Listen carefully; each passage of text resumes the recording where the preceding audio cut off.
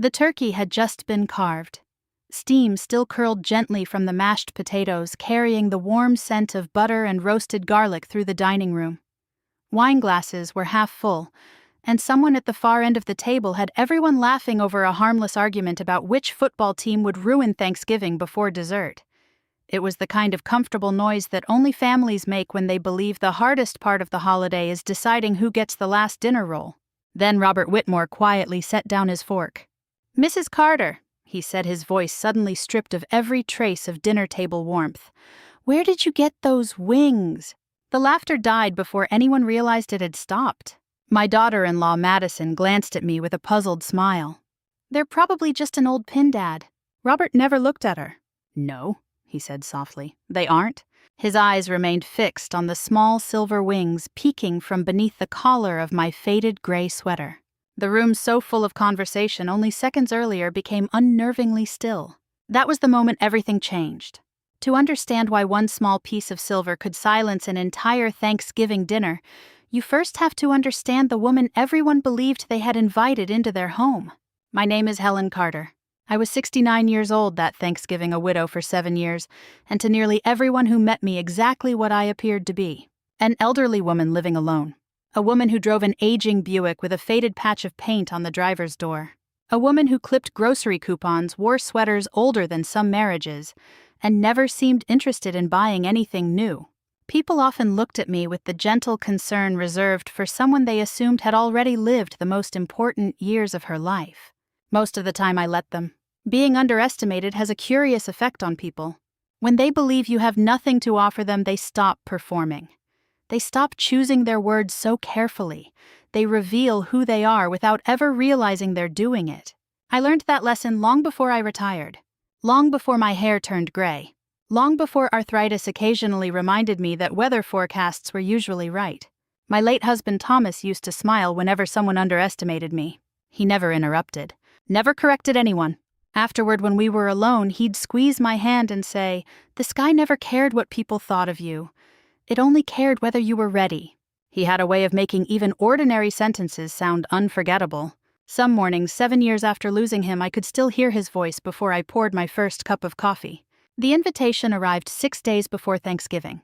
Madison called while I was standing in my kitchen peeling apples. "Helen," she said brightly, "Mom and Dad would really love for you to join us this year." "I'd like that. It'll be wonderful having both families together." I smiled. "So what can I bring?" "Oh, nothing. Mom already has everything planned." "I could make an apple pie." A tiny pause. "She already ordered dessert from a bakery." "Then flowers." "You really don't have to bring anything." There was nothing rude about the sentence, nothing anyone could point to. Still, I found myself looking down at the apples on my cutting board. "I'll think of something," I said. Before hanging up, Madison added one more thought. "Oh, and we're dressing up a little this year." "Were you worried I wouldn't?" She laughed. No, I just thought you'd want to know." After we said goodbye, I stood quietly in the kitchen. It wasn't the first time she'd tried to help me fit into a picture she had already painted in her mind. Over the past few years, those little moments had quietly accumulated. She offered to organize my finances even though I had never missed paying a bill.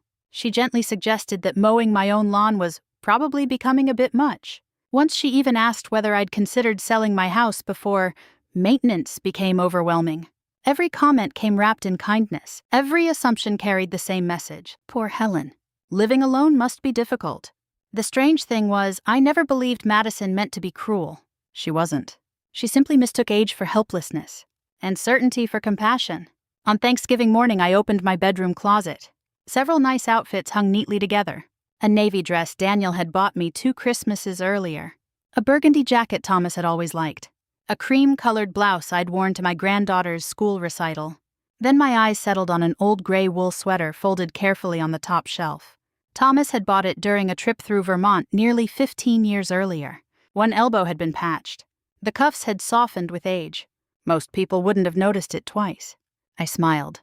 "This one," I whispered. Not because I wanted to test anyone. Not because I planned to prove a point. Simply because it was comfortable. On the dresser sat a small cedar box. Inside rested the handful of keepsakes I touched only a few times each year. Thomas's watch. A faded photograph. Several letters. And a pair of silver pilot wings. I picked them up almost absent-mindedly. The clasp on my sweater collar had loosened over time, and the wings fit neatly over the tiny repair. I pinned them beneath the fold where they were mostly hidden.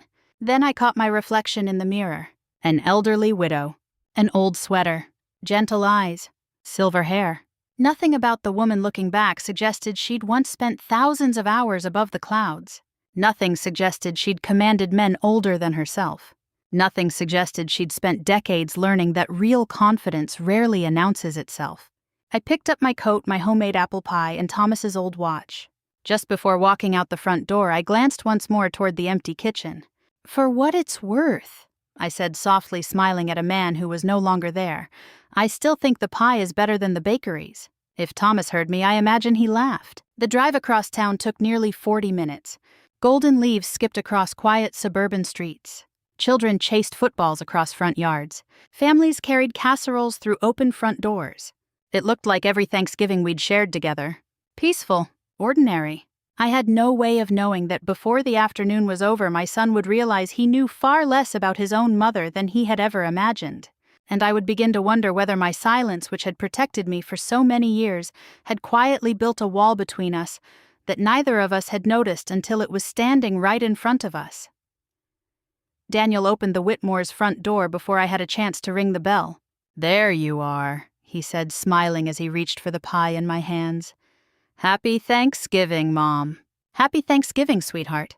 He leaned down and hugged me. For one brief second, I felt the same solid warmth I used to feel when he was 10 years old and ran into my arms after school. Then he stepped back, looked at the pie, and laughed. "You brought one anyway.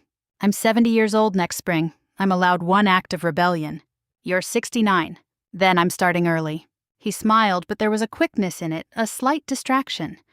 His eyes moved over my shoulder toward the driveway, then back into the house as though he was already keeping track of several things at once. "Come in, everyone's here." The Whitmore home was elegant without being showy. Tall windows faced a backyard lined with maple trees, their last copper leaves trembling in the cold. A fire burned in the living room. The air smelled of roasted turkey, sage, warm bread, and something sweet with cinnamon. Madison appeared from the dining room in a cream-colored dress with a narrow gold belt. "Helen, you made it." "I said I would." She kissed my cheek and stepped back. Her eyes paused on my sweater. Only for a second. "Oh," she said, "you wore that one." Daniel looked at her. Madison recovered quickly. "I mean, it looks warm." "It is." She smiled and reached for the pie. "You really didn't need to bring anything." "I know." She carried it into the kitchen and placed it beside 3 white bakery boxes tied with satin ribbon. Her mother, Diane, was arranging small pastries on a silver tray. "This looks lovely," Diane said, glancing at my pie through the glass dish. "We may need to save it for later. The dessert table is already rather full." "That's fine." Madison gave me an apologetic look, though I had not complained. "We'll make sure you take some home. I have eaten my own pie before." Daniel covered a laugh with a cough.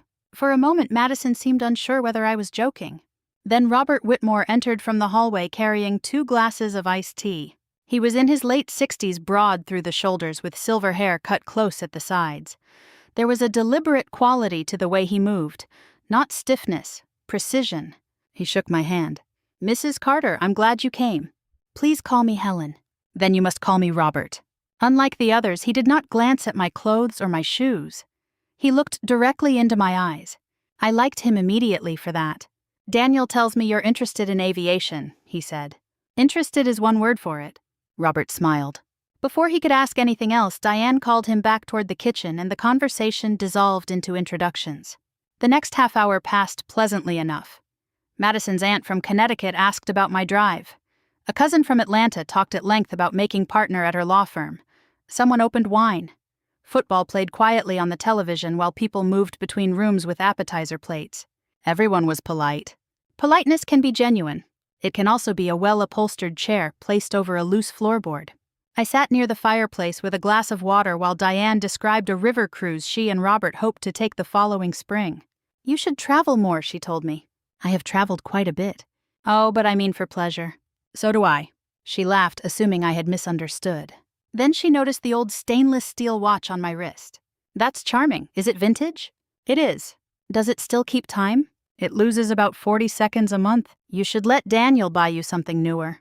Daniel, standing nearby, looked uncomfortable. Before he could speak, I touched the watch face with one finger. Thomas gave it to me 26 years ago. Diane's expression softened. Oh, of course, I didn't realize. There was no reason you would. Across the room, Robert glanced toward the watch, then at me. He said nothing. Dinner was called shortly afterward. The table looked as though it had been prepared for a magazine photograph. Crystal glasses caught the light from the chandelier. White china sat against dark green placemats. Every serving dish had its own spoon. I was seated between Daniel and Madison. Robert sat across from me. Conversation began with familiar holiday subjects: football, travel, a cousin's new house, interest rates, whether anyone had seen the latest renovation at the country club. Eventually, Diane turned toward me. So, Helen, how long have you been retired? 15 years. And what keeps you busy? I volunteer at an aviation museum. I help with restoration work when they need me. Robert looked up. What kind of aircraft? Mostly older military planes. Have you worked on many? A few. There was a slight pause. You seem comfortable around them. I've known aircraft most of my life. Madison smiled as though she were helping translate. Helen has always loved old airplanes. I looked at her. She did not notice. Robert did. He watched me for another second, then returned to his plate. Diane passed the green beans. It must be nice to have hobbies in retirement. It is. And of course, staying active is so important at your age. Daniel shifted beside me. Mom is plenty active. Oh, I'm sure she is, Diane said quickly. I only meant that living alone can become isolating. I'm not isolated. No, of course not. Madison placed a hand lightly on my arm. Mom just worries because you're by yourself. I looked at her hand, then at her face. I understand. She smiled relieved. It was easier for her when I made things comfortable. A few minutes later, the conversation moved to housing. Madison's uncle had recently sold his home and moved into a condominium. No yard work, he said proudly. No stairs. Best decision we ever made. Diane nodded toward me. That kind of arrangement might be ideal for you someday? Daniel looked up.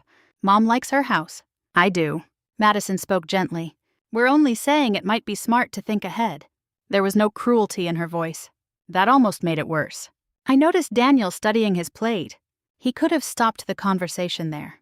He could have said she has already planned her own future. Instead, he stayed silent. Something in me tightened, not from Madison's words, but from his. Or rather, from the absence of them. I had spent years believing silence was restraint, discipline, sometimes even kindness. Sitting beside my son at that polished Thanksgiving table, I began to wonder whether silence could also become permission. Dinner continued, but the easy rhythm from earlier had changed. No one could quite tell why. The conversation still wandered from football to travel plans, from grandchildren to holiday recipes, yet something invisible had shifted beneath the surface. I noticed it most in Robert. Unlike everyone else, he no longer seemed interested in talking. He was listening, really listening. Years ago, during a training exercise, one of my instructors told me that good pilots spent less time speaking than observing. The first clue to a problem almost never arrived with flashing lights. It came quietly, a sound that didn't belong, a vibration that felt slightly different, an instrument needle just a little out of place. Robert reminded me of that instructor. He wasn't collecting facts. He was noticing details. Diane reached across the table to refill my water glass. So, Helen, she asked, do you still drive very much? Whenever I need to. I suppose Daniel helps when something is farther away. Before I answered, Daniel looked up. Mom drove to Colorado by herself 2 summers ago. Diane blinked. She did. I smiled. I wanted to see the mountains again. By yourself. I enjoy my own company. That must have been brave. I almost laughed. No one had ever described a leisurely road trip as brave. It was peaceful. Madison smiled. She likes keeping busy. I do. And she's incredibly independent. There was affection in her voice. There always had been. That was what made everything so complicated. She loved me. She simply loved a version of me she had invented. Robert looked across the table. What draws you to the aviation museum? The people. The airplanes don't. They're beautiful. But machines are easier to understand than people. He smiled. I've always believed the opposite. I used to think that. What changed? I looked down at my coffee cup. Time. He nodded as though he understood exactly what I meant. Dessert plates were carried into the dining room. The bakery cakes appeared first. Chocolate. Pumpkin cheesecake. pecan tartlets arranged with almost mathematical precision. My apple pie remained in the kitchen. That didn't bother me nearly as much as Madison thought it did. She leaned toward me. I'm sorry about the pie. It's all right. I should have made room. You already had. She looked confused. I wasn't talking about the table. For a moment, she simply stared at me. Then someone called her name from the kitchen and the moment passed. When she returned a few minutes later, she wasn't carrying dessert. She was carrying a slim, cream-colored folder. She hesitated before setting it beside my plate. Helen, I hope you'll hear me out. Daniel frowned. Maddie, it's just information. She opened the folder. Inside were glossy brochures. Bright photographs showed smiling retirees walking through gardens, attending painting classes, eating dinner beneath elegant chandeliers. Luxury senior communities, fitness centers, transportation services, weekly housekeeping. Diane folded her hands quietly in her lap. Madison took a careful breath. I know this might seem sudden. I looked at the brochures without touching them. We've been talking about planning ahead. She glanced at Daniel. He shifted uncomfortably. We mentioned it once or twice. It wasn't a lie. But it wasn't the whole truth either. Madison looked back at me. I just think it's better to make decisions before life forces them on us. What decision? About where you'll live someday. I already know where I'll live. She smiled patiently. I mean eventually. When exactly is eventually? I don't know. 5 years. I don't know. 10? She hesitated. I just think. No, I said gently. I asked what you think. The room had grown noticeably quieter. She looked down at the brochure before answering. I think maintaining a house alone must be exhausting. It isn't. I think finances become more stressful after retirement. They haven't. I think. She stopped. For the first time that afternoon, certainty abandoned her. She looked almost frightened. Not of me. Of realizing she didn't actually know the woman sitting across from her. Daniel slowly placed his fork on his plate. The sound seemed unusually loud. He rubbed one hand across the back of his neck. I should have said something. Madison looked toward him. What? When we talked about these brochures. Maddie, I never asked Mom whether she wanted advice. He turned to me. I just assumed. His voice grew quieter. I let you sit here while everyone talked about your future like you weren't the one who'd been planning it all along. He looked genuinely ashamed. And I didn't stop it. The words hung heavily between us. I reached over and rested my hand lightly on his. You aren't the only one who's been silent. He frowned. What do you mean? I've spent years believing that if people underestimated me, it wasn't worth correcting them. I smiled sadly. It kept life simple. But maybe, I paused, maybe I let that habit grow too comfortable. Daniel searched my face. I know everything Dad ever did. His voice cracked. I know how you met. I know where he proposed. I know his favorite fishing spot. He swallowed. But I don't even know what my own mother did for 33 years. The words landed harder than anything Madison had said all afternoon. For the first time that day, I felt something shift inside me. Not anger, regret, just a small one. Quiet. Persistent, as though Thomas were standing somewhere behind me saying, maybe it wasn't only your story to keep. Before I could answer, my napkin slipped from my lap. I bent to pick it up. As I straightened, the fold of my sweater collar moved just enough for the silver wings beneath it to catch the dining room light. Robert's eyes locked onto them instantly. His expression changed. He wasn't smiling anymore. He wasn't even blinking. Very slowly, he set down his coffee cup. The porcelain clicked softly against the saucer. Mrs. Carter? His voice was barely above a whisper. Where did you get those wings? Robert didn't answer immediately. He rose from his chair so slowly that the movement itself drew everyone's attention. Madison looked from him to me. Dad! He didn't seem to hear her. His eyes remained fixed on the small silver wings resting against the gray wool of my sweater. He took one careful step closer. May I? I looked down at the wings, then back at him. Of course. He leaned in just enough to see them clearly. His expression changed not into excitement but recognition, the kind that arrives one quiet piece at a time. I've seen these before, he murmured. Not these exact wings. This design. This insignia. He looked at me again. What squadron? There was no suspicion in his voice now. Only respect. The 421st. His eyebrows lifted almost imperceptibly. The original 421st. Yes. The test group before the transfer. Yes. He took a slow breath. I don't believe this. Nobody else at the table understood. Madison gave an uncertain laugh. "Dad, what is it?" Robert looked at the wings again. "I've spent 40 years around aircraft." He spoke almost absently as though he were thinking out loud. "I've seen thousands of pilots." His eyes returned to me. "But almost nobody wears these." He looked around the table. "These aren't decorative.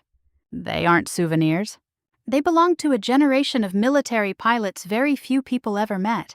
Silence spread across the room. Even the football game in the next room suddenly seemed much louder than before. Robert frowned slightly. "I know this insignia." He paused. "My father kept an aviation magazine in his study for years." I watched him carefully. "He worked in aerospace. He admired the early test programs. He talked about the men." Robert smiled faintly. "And later the women who changed military aviation." His eyes searched my face. "There was one article he made me read when I was in college." He laughed softly to himself. "I remember complaining because it wasn't assigned reading." Nobody interrupted him. "It was about one of the first female combat pilots who later became a squadron commander." He looked at me again. "I've never forgotten the photograph." Daniel stared at me. "Mom," Robert asked quietly, "your name wouldn't happen to be Helen Carter?" Would it?" I smiled. "It would." Nobody moved. Madison blinked twice. "I don't—" She looked at Robert. "You know Helen?" Robert slowly shook his head. "No." Then he smiled. "I know of her." He turned toward the others. "I've known the name for 30 years. He looked back at me. "I just never expected to meet her wearing an old gray sweater." A nervous laugh escaped Diane before she covered her mouth. Daniel stared at me in complete disbelief. "You were really—" I nodded. "I retired as a colonel." The room fell completely silent. Not the awkward silence from earlier. This one felt different. Diane's wineglass stopped halfway to her lips. Madison's cousin, who had spent most of dinner describing her law partnership, slowly lowered her fork onto her plate without taking a bite. Even the uncle who had dominated every conversation about retirement homes simply leaned back and watched. Nobody seemed to know what to say first. Daniel finally found his voice. "You flew combat missions?" "Yes." "For how long?" "A long time." "And you commanded people?" "I did." He looked down at the table, then back at me. "I never knew." "No." "Why didn't I know?" I held his gaze. "Because after I retired, I searched for the right words. I wanted to be your mother." "Not your resume." He shook his head. "But I never even asked." "No. I asked Dad about everything." His voice grew quieter. "I knew every fishing story, every promotion." The day he proposed. He looked away for a moment. "I never asked about your life. You were busy living your own." "That's not an excuse." "No, it isn't." His shoulders slumped. "I should have been curious." I reached across the table and gently squeezed his hand. "And maybe—" I smiled sadly. "I should have trusted you with more of my story." He looked up. For the first time that evening I admitted something I had rarely admitted to myself. I spent so many years becoming comfortable with silence that I forgot silence can hide people from the ones who love them too. The word surprised even me. For years I had believed saying less protected everyone. Protected me from attention. Protected others from awkward conversations. Protected my past from becoming the most interesting thing about me. Driving over that afternoon, I hadn't questioned that belief. Sitting beside my son now, I wasn't quite as certain. Thomas would have noticed that before I did. He always knew the difference between humility and hiding. Daniel's eyes filled. I wish I'd asked. So do I. Across the table, Madison hadn't spoken in several minutes. She wasn't looking at my wings anymore. She was looking at the brochures. The glossy photographs of smiling retirees. The pages she'd placed beside my plate because she believed she already understood my future. She slowly closed the folder. The sound was almost inaudible. "Helen?" Her voice trembled. "I owe you an apology." I looked at her quietly. She took a deep breath. "I walked into your life convinced I already knew who you were." Nobody moved. "I saw your age before I saw you." A tear rolled down her cheek. "I saw an old woman living alone, and I built an entire story around that. I decided what you needed, what you could afford, what you were capable of. And I never stopped long enough to ask whether any of it was true." The room remained perfectly still. She looked down at the closed brochure. "I thought I was helping." "You were trying to." "But I wasn't listening." "No." "I wasn't seeing you." She wiped her eyes. "I was seeing someone I invented." I reached over and gently laid my hand on top of hers. It takes courage to admit that. She looked at me. I don't feel courageous. No. You feel embarrassed. A small broken laugh escaped her. Very. I smiled warmly. Embarrassment fades, but if you keep listening, it becomes wisdom. Robert's words settled over the table like fresh snow. No one rushed to speak. For the first time all afternoon, everyone seemed content to let silence do its work. Diane was the first to break it. I'm ashamed, she said quietly. She wasn't looking at me. She was looking at the brochures. I kept asking whether you could manage your house. She smiled sadly. And all this time you've probably managed more difficult things than I can even imagine. I shook my head. You weren't wrong to care. I just cared in the wrong direction. She met my eyes. I should have asked what your life looked like before I tried to improve it. That would have been enough. She nodded almost to herself. I'll remember that. Robert glanced toward the old watch on my wrist. May I ask one more question? Of course. Did you keep everything? I don't know what you mean. The uniforms, the photographs, your logbooks. Most of them. They're still at home. Yes. His face brightened like a boy's. I've spent years helping the museum catalog aviation history. I know. He blinked. You know, I've seen your name in a few restoration newsletters. Now it was his turn to look surprised. You read those when they mention airplanes I once flew. A quiet laugh spread around the table. The tension continued to dissolve. Daniel looked at me with a small smile that carried more sadness than joy. I keep thinking about something. What? When I was little, I used to tell everyone Dad could fix anything. You did. I never realized Mom could do things nobody else I knew had ever done. I changed enough diapers to qualify. That earned the biggest laugh of the afternoon. Even Madison laughed through the tears still clinging to her eyelashes. Then Daniel became serious again. I don't think today hurts because I found out you were extraordinary. He paused. I think it hurts because I realized how easily I accepted a smaller version of you. His honesty filled the room. I watched everyone talk about your future today. I watched Maddie hand you those brochures. I watched people explain your own life to you. He looked down. And somewhere inside me, I had already accepted that picture. He swallowed hard. That's on me. Not on Maddie. On me. I reached over and rested my hand on his shoulder. You know what your father used to say. He smiled faintly. Measure twice. I laughed. He said that too. But there was another one. I looked toward the window where the last light of the afternoon painted the maple trees in shades of amber. He used to tell me that people rarely become better because someone embarrassed them. They become better because someone gave them room to grow. Daniel smiled. I think he'd like today. I think so too. Madison quietly stood and walked into the kitchen. When she returned, she wasn't carrying another apology. She was carrying my apple pie. Without saying a word, she lifted one of the elegant bakery cakes off the center of the table and replaced it with the homemade pie. Nobody commented. Nobody needed to. Then she picked up the pie server. Helen! She smiled nervously. Would you do the honors? I looked around the table. Every face was turned toward me. Not because of medals, not because of rank, not because of money. Simply because they wanted me there. That was enough. I cut the first slice. The crust isn't perfect, I warned. Robert laughed. Neither are airplanes. They still fly. They do. As dessert was passed around the table, conversation slowly returned. Only this time it sounded different. People asked questions instead of making assumptions. Robert wanted to know what flying had felt like before modern computers. Diane asked what Thomas had been like when he first met me. Madison asked whether I had ever been afraid. Every time. Really? I nodded. Courage isn't the absence of fear.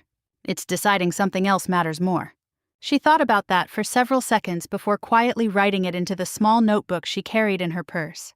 I pretended not to notice. When the evening finally came to an end, Daniel walked me to my car. The air had turned cold enough that our breath drifted between us in soft white clouds. He opened the passenger door even though I wasn't sitting there. Then he laughed at himself. I guess old habits. I've opened enough aircraft canopies.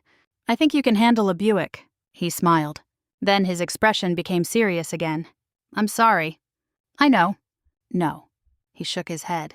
I mean for the years before today. I waited. I always thought I knew you.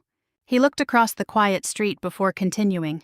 But somewhere along the way, I stopped asking questions.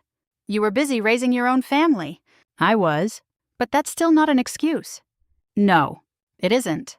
He took a deep breath. I'd like to hear everything. I smiled. You don't have to hear everything. I want to. Even the boring parts. There aren't any boring parts anymore. I laughed. Trust me. There are plenty. He hugged me tightly. I love you, Mom. I know. As I drove home through the quiet streets, the dashboard lights glowed softly against the windshield. For years I had believed silence was a gift. That if people saw only the ordinary widow in the old sweater, life would simply move along more peacefully. Perhaps that had been true, but Thomas would have smiled knowingly if he had been sitting beside me that night, because he would have recognized something I had only begun to understand. Humility should never require hiding the chapters that shaped you, especially from the people who are still writing the next chapter beside you. The following Saturday, my phone rang. It was Madison. Helen! Yes, I found something. What did you find? A volunteer program at the Aviation Museum. She hesitated. I was wondering, would you go with me? I looked toward the cedar box resting quietly on the bookshelf across the room. For the first time in many years, I thought less about the past those silver wings represented, and more about the future they might inspire.